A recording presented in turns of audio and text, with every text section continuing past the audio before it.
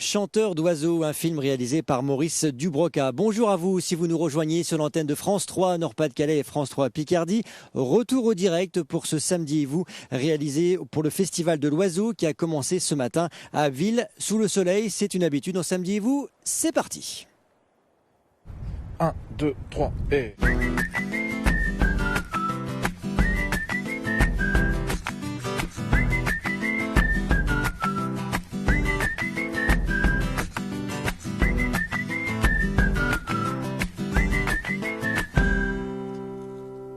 Pour moi, la baie de Somme, c'est la vie sauvage, c'est la nature.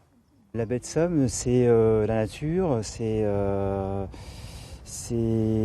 la quiétude, c'est la lumière. C'est un endroit magique. Si vous revenez demain, vous verrez un paysage différent. Un mélange entre terre et mer. C'est un lieu magique, mais qu'il faut absolument préserver. Et vos émissions, elles servent à ça. Merci madame et samedi vous sert à ça. Regardez, nous vous offrons ce superbe décor cet après-midi pour votre émission. Nous avons donc pris la route aujourd'hui de la Picardie dans le parc du Marcanterre en baie de Somme. Un petit bijou de la nature situé sur la commune de Saint-Quentin en Tourmont à 1 heure d'Amiens et un peu plus de 2 heures de Lille. Et nos invités le connaissent par cœur ce parc. Bonjour Marie-Agnès Bosch. Bonjour. Vous êtes la coordinatrice de ce festival qui fête cette année son 25e anniversaire. Merci d'être avec nous. Bonjour Philippe Caruette. Bonjour Jean-Luc. Vous êtes ornithologue et vous nous parlerez de cette réserve naturelle unique en France. A tout de suite, Julie Poirier est avec nous cet après-midi. Quel est le programme, Julie ? Eh bien Jean-Luc, vous l'avez dit, c'est un paradis sur Terre. Ici, le parc du Marcanterre, regardez, on prend le temps de photographier, on prend le temps d'observer les oiseaux. Eh bien c'est ce qu'on va vous proposer cet après-midi. Nous irons à l'observatoire. Vous allez voir, on va avoir environ 6 espèces différentes normalement. On ira également écouter le chant des oiseaux avec un spécialiste. Et puis, on va dessiner les oiseaux. Ça, c'est pour les amateurs d'art. Et enfin, si vous êtes sage, on ira au pied du nid de cigogne, puisque vous le savez, c'est la pleine période de reproduction où elles sont en train de couver. On vous montre ça à la fin de l'émission. Jean-Luc, à tout de suite. D'accord Julie, on va être sage. Philippe Caruette, en quoi ce parc du Marcanterre est-il unique en France mais aussi en Europe ? C'est vrai qu'il a un côté unique, il se rapproche des parcs anglais ou scandinaves avec cette proximité de la faune sauvage, des oiseaux. Le parc a 40 ans de protection et puis ces visiteurs qui sont là pour les découvrir sans les déranger aucunement. Donc c'est une harmonie entre l'homme et la nature. Et vous me disiez tout à l'heure, 170 000 visiteurs par an. Voilà, tout à fait, 170 000 visiteurs avec des enfants, des groupes scolaires, des photographes, des ornithologues. Et il n'y a pas d'élite de connaissances dans l'observation. C'est chacun peut observer la nature, c'est la nature pour tous. À son rythme. À son rythme. Combien d'oiseaux transitent ici ? Alors d'où viennent-ils et où vont-ils ? Je dirais c'est des millions d'oiseaux, voire même des milliards. On estime qu'il y a 5 milliards d'oiseaux qui viennent d'Europe du Nord et qui descendent sur l'Afrique. Une partie passe par la baie de Somme, s'arrête ou ne fait que la survoler. Et c'est un véritable arrêt d'autoroute pour des milliers de petits échassiers, de rapaces, de grands échassiers comme les cigognes ou les spatules. On est vraiment sur un carrefour de l'Europe, mais de l'Europe au sens large, l'Europe qui va jusqu'à l'Afrique. Donc, ils viennent d'Afrique et ils partent en Europe du Nord, c'est ça ? Tout à fait. Là, les oiseaux ont passé l'hiver au Niger, au Mali, en Mauritanie, en Guinée-Bissau. Ils vont revenir nicher en baie de Somme, comme les échasses ou les spatules, et d'autres iront jusqu'au cercle polaire. Là, les frontières sont abolies et c'est le lien entre l'homme, ces oiseaux. C'est important de ne pas mettre l'oiseau et mettre l'homme à côté. C'est ensemble. C'est en ensemble. Marie-Agnès Bosch, on entendait dans le documentaire Le paradis des oiseaux. Les oiseaux, ce sont les stars du festival de l'oiseau. Tout à fait, d'où l'intitulé du festival. Et c'est vrai que les oiseaux sont présents ici, sont présents en baie de Somme. C'était normal finalement de leur rendre hommage et d'organiser un festival qui leur est consacré et qui permet aux visiteurs d'en apprendre plus sur les oiseaux et la nature. Bon, vous le connaissez par cœur, mais sur ces images que nous montre Frédéric Fiolet, c'est beau. On ressent vraiment quelque chose ici. Oui, c'est absolument magnifique. C'est vrai que lorsque l'idée est née il y a 25 ans, on avait recherché le sujet sur lequel on pouvait organiser le festival et c'est vrai que l'oiseau est venu vraiment tout naturellement. Et ces oiseaux, on peut les observer bien évidemment dans ce parc. Comment fait-on ? Vous avez les jumelles, Julie ? Eh bien Jean-Luc, regardez, j'ai même mieux que des jumelles, j'ai une longue vue et dans mon viseur, je suis en train d'observer une spatule blanche et je peux vous assurer que c'est un endroit extraordinaire, c'est un moment merveilleux, c'est unique en France, un endroit où vous allez pouvoir voir 6 espèces d'oiseaux différentes, mais c'est surtout un passage obligé, Thomas. Oui, c'est un endroit où les oiseaux reviennent après leur zone d'hivernage plus en Afrique. Donc ils reviennent ici au printemps pour nicher. Donc on retrouve 6 espèces, la spatule blanche, la cigogne blanche, le héron garde-bœuf, le héron cendré, le héron bureau et les grette-garzette. Ici, on est donc à l'Observatoire, au parc du Marcanterre. Tous les visiteurs peuvent passer ici avec vous et grâce aux longues vues, vous allez pouvoir observer un petit peu ce qui se passe là. On voit beaucoup de cigognes dans les nids. C'est le moment où on couve. C'est le meilleur moment en tout cas pour venir observer les oiseaux. Voilà, tout à fait. En ce moment, c'est très actif ici à l'Aéronnière parce qu'il y a des oiseaux qui font leur nid, comme les spatules blanches, et les cigognes qui sont encore en train de couver. Il y en a même qui ont déjà des jeunes, donc c'est très intéressant. Ils vont pas tarder à élever leurs jeunes. On l'a dit tout à l'heure, c'est un endroit unique en France puisque c'est le seul endroit où il y a ces 6 espèces d'oiseaux qui peuvent se retrouver. C'est dû finalement à la spécificité du terrain, du territoire, c'est ça ? Oui, voilà, ce sont des oiseaux donc, qui nichent dans les arbres. Donc là, ils retrouvent des grands arbres à l'abri des vents dominants. Et en plus de tout ça, ils ont la nourriture qui est à proximité ici dans le parc. Sur les 200 hectares du parc, ils trouvent leur nourriture facilement. Alors, ce qu'il faut dire aussi, c'est qu'il y en a de plus en plus chaque année. C'est-à-dire que les colonies arrivent de plus en plus. En gros, on se passe le mot entre oiseaux, c'est ça ? Voilà, c'est ça. Hein. Là, on a à peu près 150 nids. D'ici le mois de mai, on en aura presque 200. Et chaque année, il y en a un petit peu plus. Donc voilà, donc c'est vraiment une zone qu'il faut venir voir. En tout cas, si vous venez au parc du Marcanterre pendant le festival du Loiseau et même d'ailleurs durant toute l'année, vous allez pouvoir venir ici à l'Observatoire, lunettes, jumelles et c'est parti. On regarde. À tout de suite. Merci Julie. Et 2 sorties sont prévues chaque jour encadrées par des guides. Merci Julie, à tout à l'heure. Allez, on va se faire un vrai plaisir. On va prendre de la hauteur et se prendre pour des oiseaux, c'est le jour ou jamais, avec ces images du magazine Belle Somme réalisé par François Covel, issu de notre collection Pourquoi chercher plus loin, que vous pouvez revoir sur nos sites internet picardie-france3.fr et nord-pas-de-calais-france3.fr. Allez-y, c'est à déguster sans modération. Allez, on revient sur Terre avec une superbe promenade maintenant. Le festival vous en propose jusqu'au 3 mai. Je vous emmène pour une randonnée entre Le Crotoy et Saint-Valery-sur-Somme. Au Petit Batin, vous allez le voir, c'est tout simplement superbe. Je suis sûr que ça va vous faire plaisir, ces images à tous les deux. Reportage signé Benoît Bunicourt, Richard Gélé, sur un montage d'un amoureux de la région, Bertrand Delporte.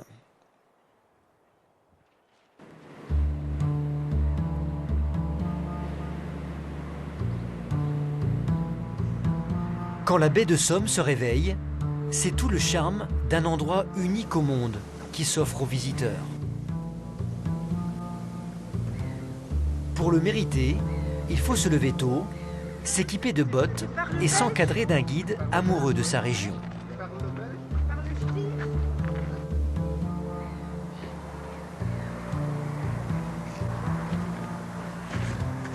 L'objectif, c'est d'en profiter pour découvrir la baie de Somme. Et également, l'objectif, c'est de minimiser les difficultés que l'on peut rencontrer parce que ça reste un milieu naturel et ça sera à nous de nous adapter à lui. On n'est pas tout à fait à la mer, on est dans un estuaire. Ça veut dire qu'ici, vous avez 72 km² d'une zone de rencontre entre l'eau douce d'un fleuve et l'eau salée d'une mer. 3 km à vol d'oiseau entre Le Crotoy et Saint-Valery-sur-Somme. Les marcheurs en parcourront 6 à marée basse, entre terre et mer. C'est un endroit magique.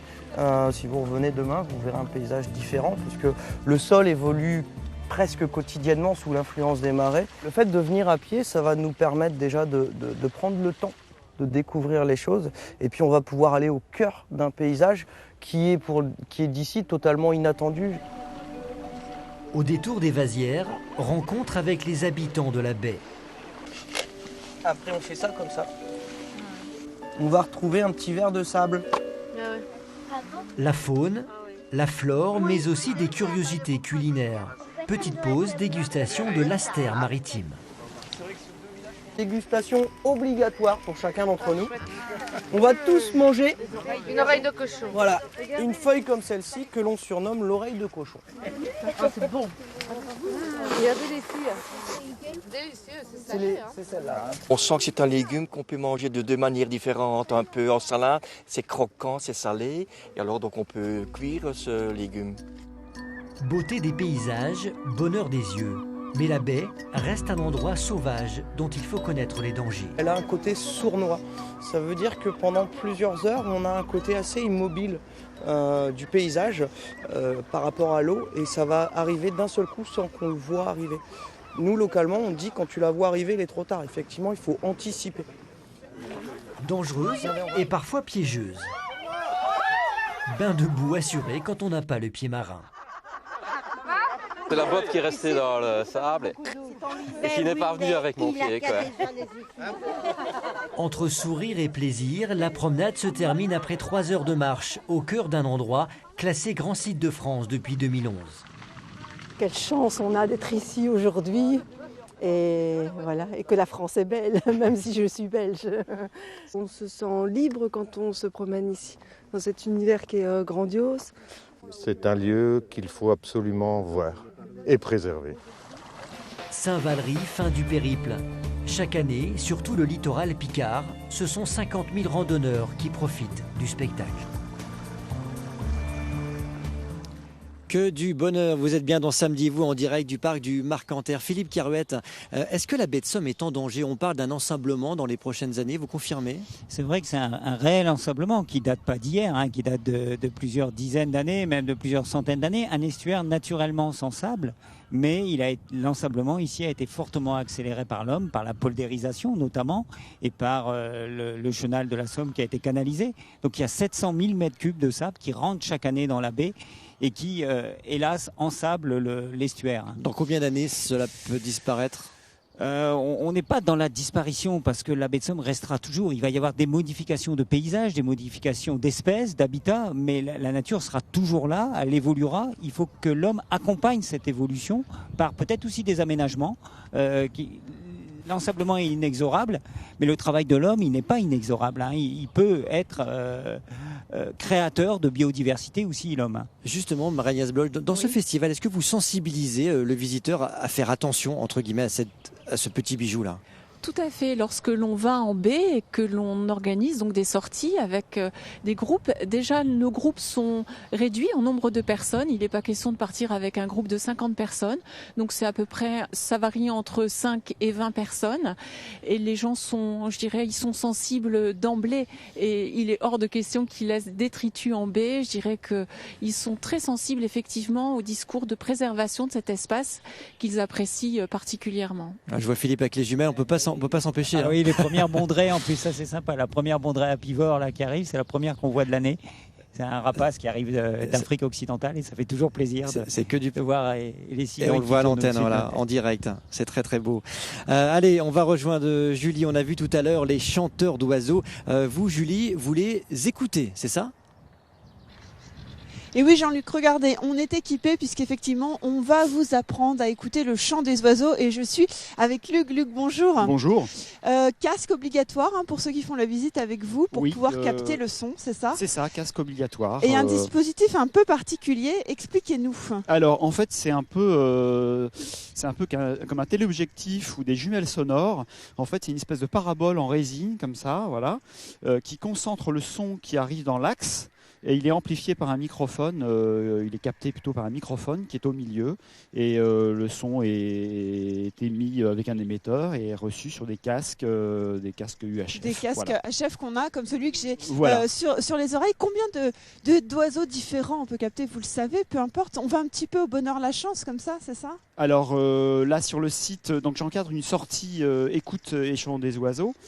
Dans cette sortie, on peut entendre, suivant le temps, une dizaine ou une trentaine de chants. Ah voilà. Oui, il faut savoir les reconnaître. Dans les meilleures conditions. Okay. Voilà. Alors là, par exemple, il faut vraiment que je sois dans l'axe de la phragmite. Là. Alors, pour l'instant, je ne l'ai pas encore localisé. On entend plusieurs oiseaux, on a reconnu le corbeau, tout ça, mais après, on essaye d'aller choisir celui qu'on ne connaît pas trop, c'est ça? Voilà. Là, le crépitement qu'on entend, là, c'est la phragmite des joncs. Voilà, c'est comme une petite fauvette des marais qui est couleur camouflage. Là, oui, dans les roseaux, là, on la voit pas. Pourtant, elle peut se montrer, mais là, elle est bien planquée. Ah, il y a un craquettement de cigogne, regardez là. Ah, super. C'est superbe, ouais. Les cigognes en direct. C'est des surprises comme ça tout le temps. On ne sait jamais sur quoi on va tomber, Hugues.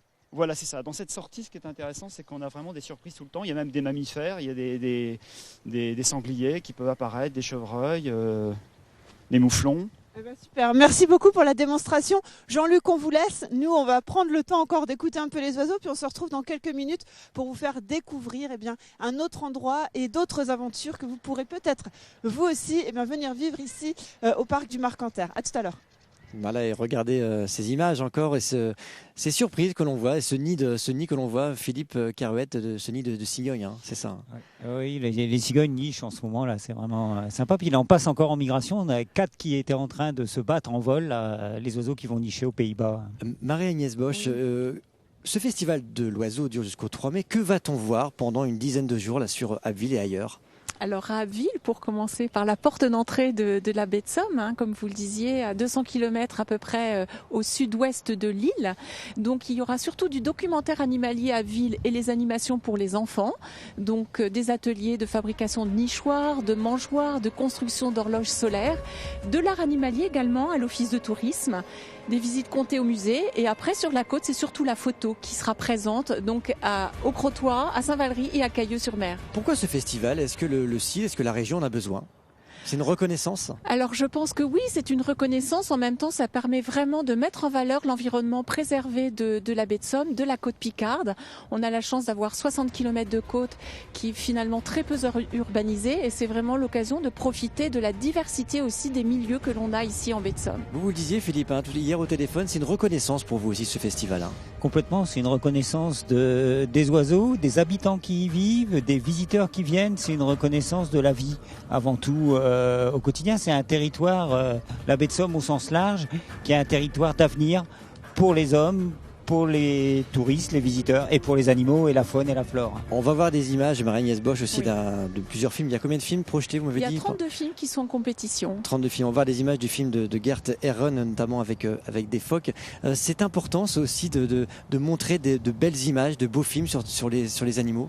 C'est vraiment une porte ouverte sur la nature et c'est une porte ouverte vers plein d'univers différents, de contrées différentes. Or ce film que l'on a choisi sur les phoques, des hommes d'île et de phoques qui sera programmé ce soir, nous permettait aussi de faire un lien avec la région et avec la colonie de phoques gris et phoques veaumarins qui existe en baie. Et c'est bien, voilà, il y a des passerelles en fait. Et les phoques, on les regarde, on s'en approche pas trop, hein, c'est ça ? On s'en approche pas trop, oui. Le but c'est de ne surtout pas les déranger, de pouvoir profiter de leur bain de soleil et c'est à ce moment-là on arrive à mieux les observer. Et lors de visites guidées, voilà, on vous apprend aussi la distance qu'il faut respecter pour ne pas déranger la colonie. Très bien, merci à tous les deux. Et les oiseaux, cela inspire. On le verra tout à l'heure aussi, la photographie, vous le disiez Marie-Agnès, mais ils inspirent aussi les dessinateurs, Julie. Oui, exactement, Jean-Luc. Et je suis avec Yves, que l'on a trouvé au bord du chemin et qui est venu juste pour nous. C'est un passionné qui est en train de dessiner les oiseaux. Yves, ça fait 20 ans que vous faites de l'aquarelle. Oui, ça fait plus de 20 ans que je travaille l'aquarelle et essentiellement les animaux, les oiseaux, le dessin et l'aquarelle. Et donc là, en fait, je suis sur le terrain pour esquisser et donc travailler directement sur le vif les attitudes que je vois. Là, je suis sur des avocettes, donc avocettes élégantes, qui nichent et qui sont là sur l'îlot, donc ce qui me permet de capter toute une planche d'attitude que je vais travailler ensuite en direct sur l'aquarelle ici sur place. Et puis, bon, vous avez vu l'expo qui est là en haut. Je vais repartir avec plein d'images dans la tête, toutes des planches d'esquisse, reprendre mes esquisses en atelier pour faire du grand format à l'aquarelle, où là, je vais vraiment interpréter les milieux et exploiter les effets aquarelles pour transmettre une atmosphère. Alors, vous l'avez dit, hein, ici, c'est un paradis terrestre. Vous pouvez commencer, hein, si vous voulez, tout doucement, Yves. Un paradis terrestre où chaque jour est différent. C'est-à-dire que les couleurs, la lumière, les oiseaux, tout change au quotidien. C'est ce que aime Yves, finalement, sur ces lieux, sur ces territoires et surtout les saisons. Et votre saison préférée, effectivement, le printemps, c'est sympa parce qu'il y a une vraie approche des oiseaux. Ils se posent, ils sont en train de couver. Mais ce que vous préférez par-dessus tout, c'est quand même l'automne et l'hiver pour les couleurs, c'est ça ? Pour les attitudes et la présence des oiseaux, il est clair que le printemps est magnifique parce que les oiseaux marquent leur territoire, se montent pour dire voilà, je suis chez moi, j'y tiens. Donc on a vraiment des moments privilégiés, notamment ici des avocettes en couvaison, ils sont tout à fait tranquilles, pas trop loin, on ne les dérange pas. Donc ça, il n'y a que le printemps qui permet ça. Alors il y a beaucoup d'oiseaux qui volent et tout. Vous m'avez dit tout à l'heure, ça perturbe un petit peu ceux qui sont en train de couver, hein, c'est ça ? Ah oui, on est finalement, j'ai envie de dire, spectateurs. Ah oui, ici, ça n'arrête pas de bouger. On est sur le petit îlot. Il y a une cigogne qui vient de temps en temps chercher des matériaux pour amener au nid. Ben voilà, regardez, elle arrive. Non, elle ne va pas sur cet îlot-là, mais quand elle arrive sur l'îlot où sont les avocettes, ça bouge de partout. Elles sont inquiètes, donc il y a régulièrement des milouins, donc des canards qui viennent. Les bernaches arrivent. Il y a donc plein ça de bouge choses à voir. Ah oui, en fait, c'est un spectacle permanent ici. Eh ben, merci beaucoup, oui, on va vous laisser finir vos dessins tranquillement. Jean-Luc, hop, on va se dépêcher parce que j'ai retrouvé Philippe Caruette qui est arrivé vers moi et on va s'approcher du nid des cigognes, justement. Stéphane Bouillant nous a rejoint pour terminer cette émission. Bonjour à vous Stéphane, vous êtes photographe animalier et vous participez aussi à ce festival. Question toute naïve, est-ce que c'est difficile de photographier des oiseaux ? Alors effectivement, c'est assez technique. Pour arriver à faire une belle photo, il faut à la fois l'oiseau, mais il faut aussi un beau décor, il faut une belle lumière. Alors en général aussi, on essaye d'avoir une attitude de l'animal ou un comportement qui sont assez expressifs. Et donc arriver à mettre tout ça en même temps sur la même image, c'est là qu'est l'essentiel de la difficulté. On voit vos photos là, il faut être très patient. Vous attendez longtemps avant d'avoir la belle photo ? C'est vraiment très variable. Il y a des fois où on a vraiment un coup de chance et on peut sortir une 50aine de bonnes images très facilement. Et puis des fois, il faut attendre. Et alors moi, je pratique pas énormément l'affût, mais je sais qu'il y a des gens qui peuvent attendre de plusieurs jours pour sortir l'image qui vraiment leur tient à cœur. Marie-Agnès Bosch, la photo, c'est vraiment aussi le cœur du festival. Hein. La photo, effectivement, a une place vraiment particulière au festival. On a organisé cette année un nouveau concours. Alors, pour justement l'ouvrir et faire participer le plus grand nombre, ce concours, on l'a nommé Mon plus beau coin nature de Picardie, ce qui permettait aussi de mettre en valeur l'environnement préservé de la Picardie et un moment de partage aussi, puisque les photographes nous dévoilent leur petit coin de nature préféré. Et pour notre plus grand plaisir. Allez, on va rejoindre une dernière fois Julie avec Philippe Caruette.